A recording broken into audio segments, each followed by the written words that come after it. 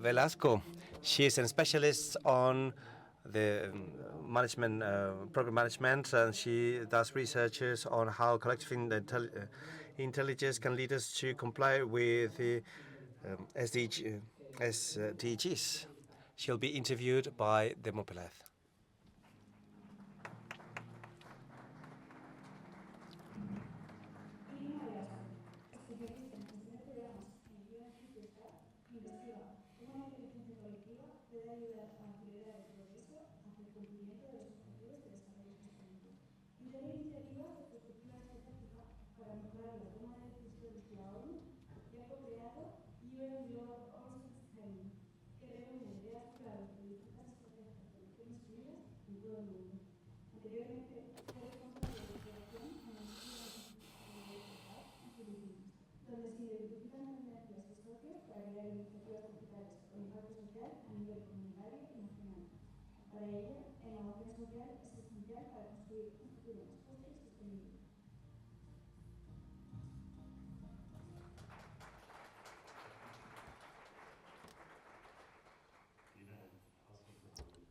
Very much.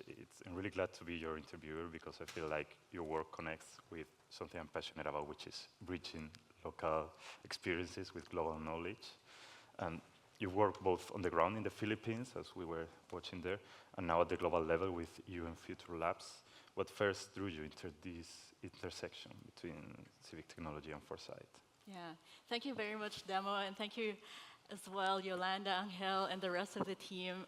It really is such a privilege to be a part of this collective intelligence exercise that we're all doing as well. You know, all the conversations we've been having on the side, but also all the presentations that we've had and have yet to have. So really grateful to be here. As you've seen in the video, so I was one of the 90 heads of exploration in UNDP accelerator labs across the world. We were onboarded around 2019. And the idea was, to be able to look at how can we harness innovation to accelerate progress towards the SDGs. The pandemics happened soon after, so that was a great test, to make that happen. And so for us, given all the digital initiatives that was happening in the Philippines, it was very important for us to think about, given that a lot of things were changing, weak signals of change were suddenly becoming trends and then drivers. There was a need for urgent response that leaves no one behind, does no harm, but also how can we make sure that the interventions that we're making are seeds for a better post-pandemic future. And in our case, some of the initiatives include looking at digital financial systems as a way to bank the unbanked in the Philippines. And I believe some of the examples shared about that a while ago. Also looking at, how the different sectors of society coming together to address the pandemic can eventually lead to more inclusive economic systems. Mm-hmm. So that was my starting point for it.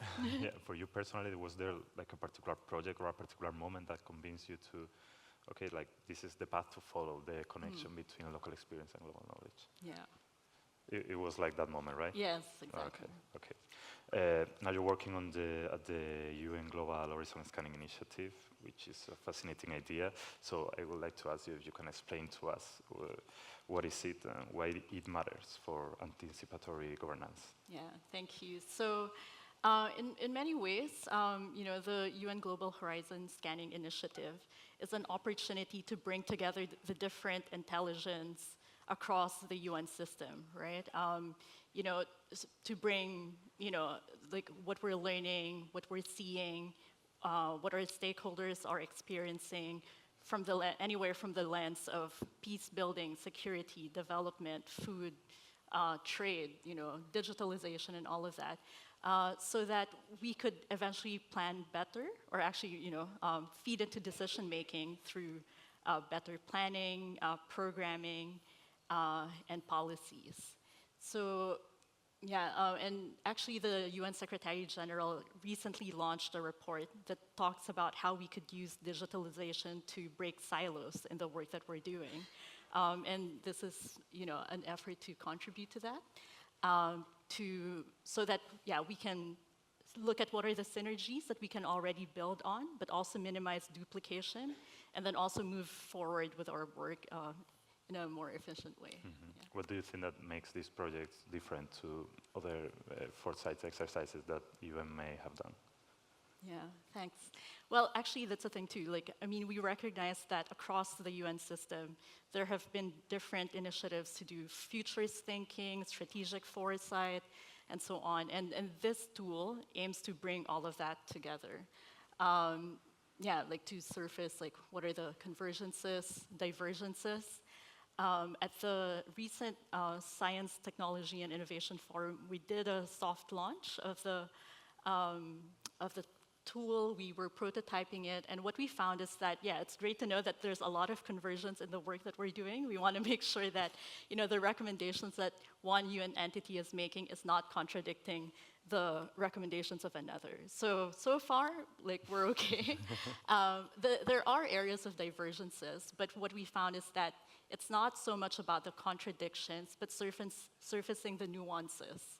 That naturally happens when you look at different issues from different lenses and perspectives. And this is where I'd like to make a shout out to yesterday's sessions, where one of the points that was made is, the sector can depend on the stakeholder that's looking at it. And again, considering the wide mandate of the UN and all the stakeholders that we get to engage, and making sure that we leave no one behind.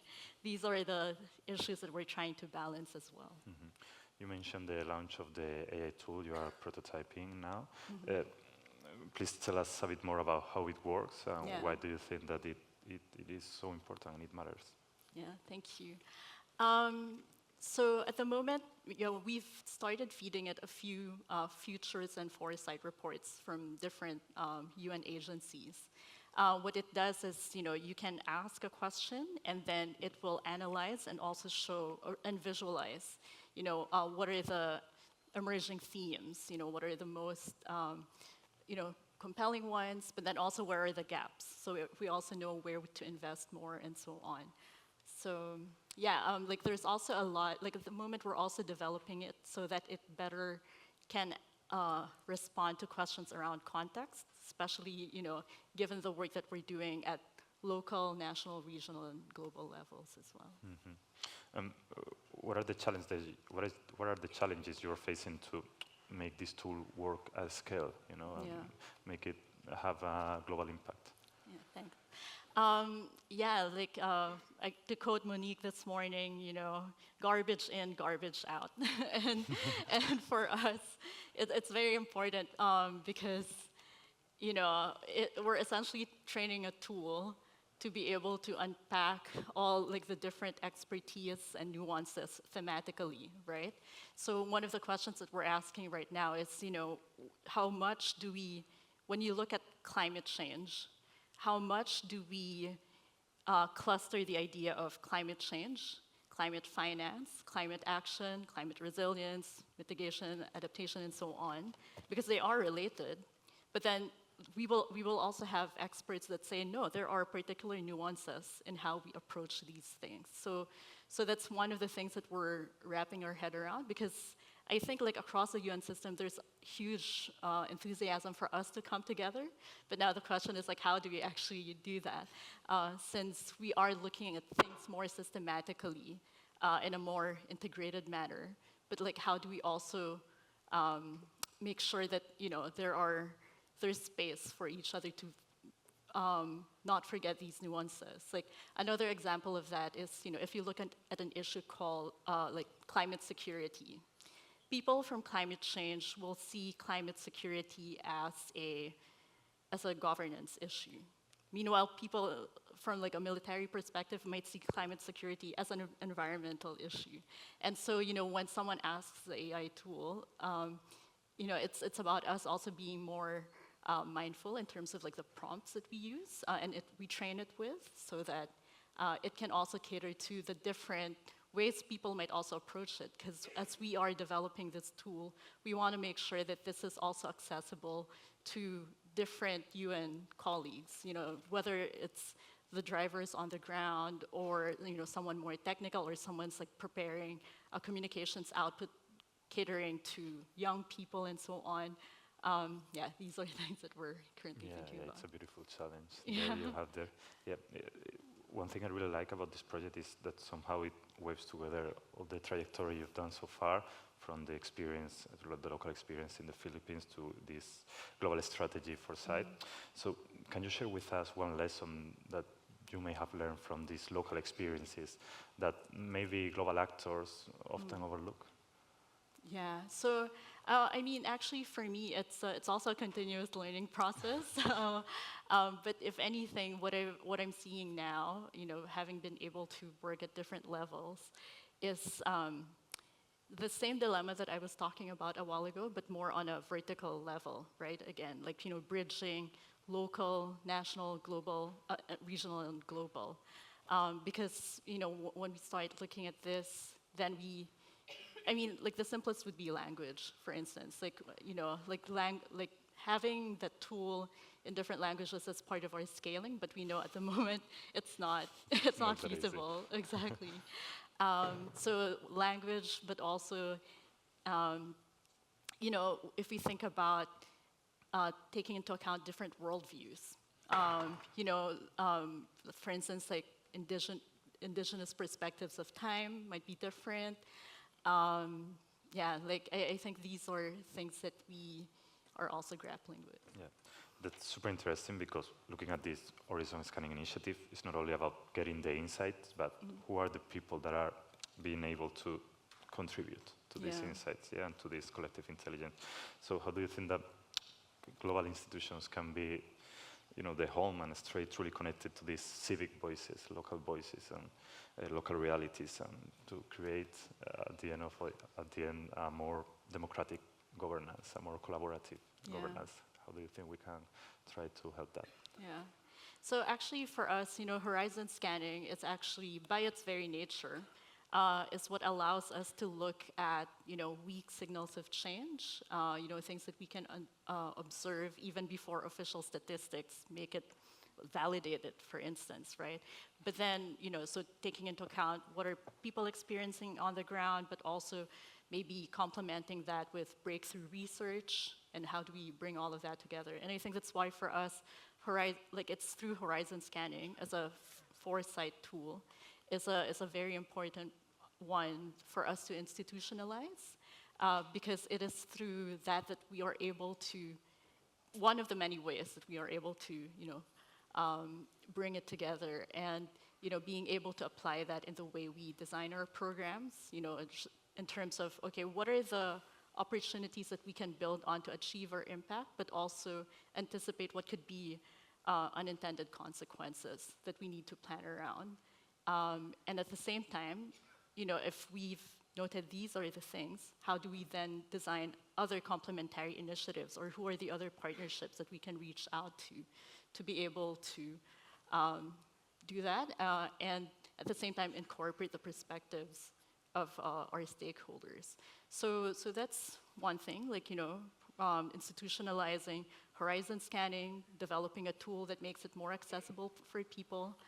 Of course, meaningful engagement is central to the United Nations work. It's a work that we're constantly working on, improving on as well. And this is why we also have fora where we try to bring in foresight and horizon scanning, to do participatory engagement, both at the high level decision making and so on, to be able to bring it to that, but also what do we then do with the insights that come out of these? And this is where our team also works closely with different UN entities and agencies to make sure that these outcomes feed into, again, the way we design and implement and track our progress. So yeah. What does this participation look like in practice? Is it like consultation, it's co-creation, or it's something else? bit of everything, actually, yeah. And like you will find that in different entities or different projects will have that. But I think this is why we're looking at tools like, strategic foresight as a way of, understanding the world or like what's happening out there with different stakeholders. How do we make sense of the changes that we're seeing? But also in my previous role in UNDP Accelerator Lab, there were different, approaches like doing grassroots solutions mapping and so on that we can build on. Okay. We have been talking about participation in theory, but I know you want to put it into practice here now. So it's a good moment.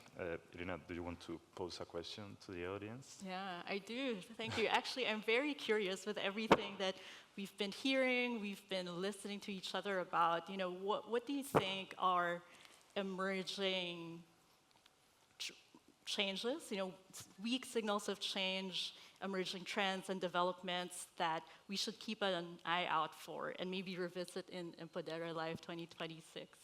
Okay, so actually this question that Irina is sharing with you, it's also there at the QR code, so there you can share with us and write your thoughts on this question, and we will be able to share with you guys in the future, not right now at the moment, but also if any one of you want to answer and share your thoughts about this question, it would be a really nice moment for it. Do you want to maybe repeat the question because I spoke a lot? What do you think are weak signals of change or emerging trends or developments that you think we should be on the lookout for and maybe revisit in Empodera Live 2026? And maybe if I can also just use this opportunity, I think like the other thing too is, we do open up, like especially now with virtual participation, some of these like high-level decision-making processes where we do strategic foresight initiatives, whether it's our team or other UN entities. So please, follow us so you can be kept abreast of like whenever these are available. But likewise, again, my appreciation for this forum to engage everyone and looking forward to further conversations. That's great. That's great. So, anyone wants to answer, Irina, and share their thoughts? Yes, please. Well, a trend I'm observing, as I mentioned before, I'm on YouTube as well. So I think YouTube and the power of video is becoming super important, and with that, translation and accessibility. So I think the UN, you mentioned it before. Don't know how much of attention you pay to these kind of platforms where mass communication happens. Yeah, thank you. Yeah, it is something that we try to do, especially because, again, being able to share our narrative, and like not our narrative, but actually, like the work that's happening, the stories of our stakeholders that we work with, the collaboration. Something that is quite resonant right now is there's a lot of great work that the UN has done, but then they're all communicated in technical reports, but then ultimately when you go down to it, like how it's actually stories of people and how their lives have evolved and changed, and how policies eventually translate into changes on the ground. And so this is also something that we're looking at. Actually, strategic foresight is one of the 5 quintet of change, or capabilities that the UN Secretary General also, in the light of pandemic, said that the UN, for it to be able to meet the changes that we are facing right now in the world, it needs digitalization, data competencies, innovation, strategic foresight, and behavioral change. And this is where we're looking at, okay, how do we collaborate across? Maybe using medium like YouTube and more engaging platforms to be able to engage people broadly and also communicate our work.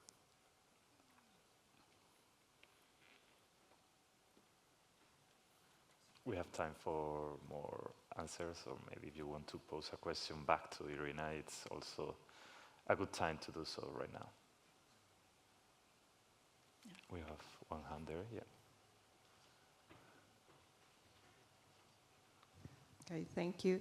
And I would like to ask you about, I don't know if you have read this book, Factfulness. Well, anyway, in the book they make kind of a critique about the United Nations reports. I have no idea. I mean, you're the first person I'm hearing about this topic. This author is saying that sometimes these reports, they are very pessimistic.